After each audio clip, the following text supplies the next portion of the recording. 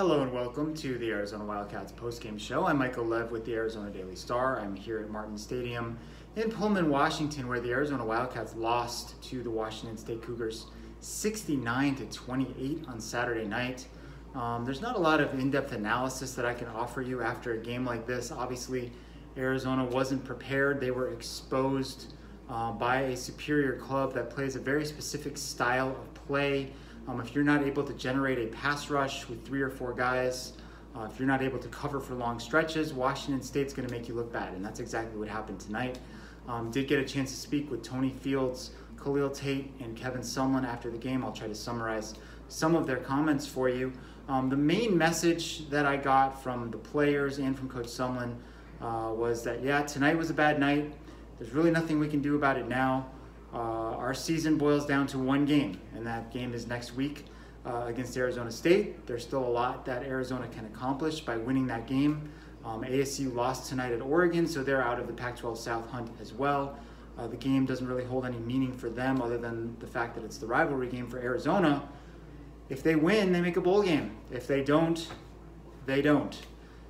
That's where we are. It's basically a one-game season. Win back the Territorial Cup. Earn a bowl berth. 6-6 is not what anyone expected. It's not what anyone hoped for before the season started, but it's the best case scenario at this point. And when you kind of reset your expectations after an 0-2 start, 6-6 wouldn't be that bad. Beating ASU to finish the season would also give everyone kind of a good feeling. They have to play better than they did tonight in order for that to happen. You know, I think the thing that bothered Kevin Sumlin the most tonight was the fact that Arizona put the ball on the ground 6 times, losing 3 of those fumbles. That's pretty uncharacteristic of this team. We haven't seen a ton of that out of Arizona this year. Neither Khalil Tate nor Kevin Sumlin thought the cold weather had anything to do with it. Kevin Sumlin said straight up that is not an excuse.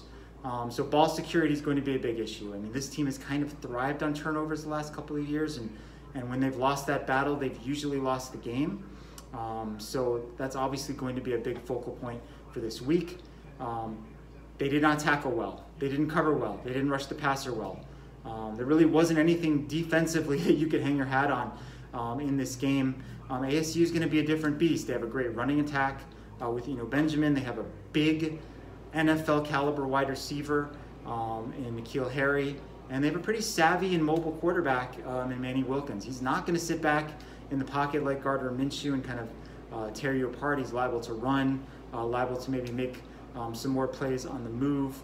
And this game is going to mean a lot to him, this being his last go-around with the Sun Devils. So totally different type of challenge for the defense next year. But after a performance like this, I think you have to kind of look inward. What did we do wrong? How can we fix things in a week's time? They got to look at fundamentals like tackling, pass rushing, making plays on the ball and coverage instead of getting penalties or being a split second too late. I mean, that's a lot of stuff to work on, but hey, that's some of the stuff that Washington State exposed tonight that needs to get fixed in a hurry.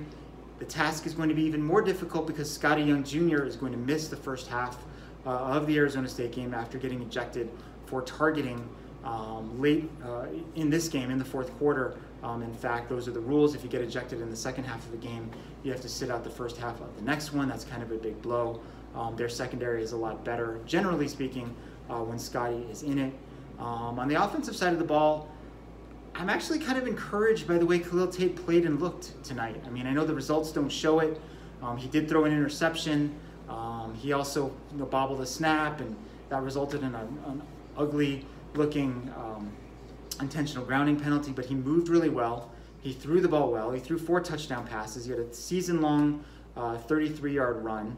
He isn't running as often as he did last season, but he ran more tonight and scrambled really well, kept the ball in a couple zone reads and was able to get to the outside.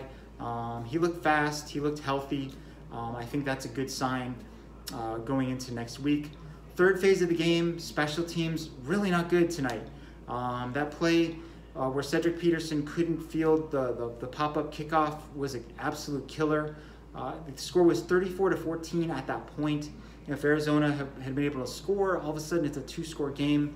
Maybe you could think about making the comeback. Arizona gets the ball to start the second half. But it goes from 34-14 to 41-14, and it's just such a deflating play.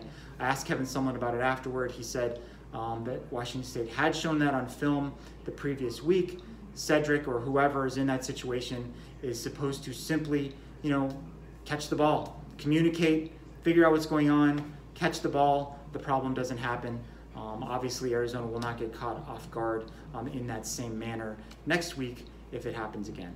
All right, that's our post-game show here from Martin Stadium. Thanks so much for watching.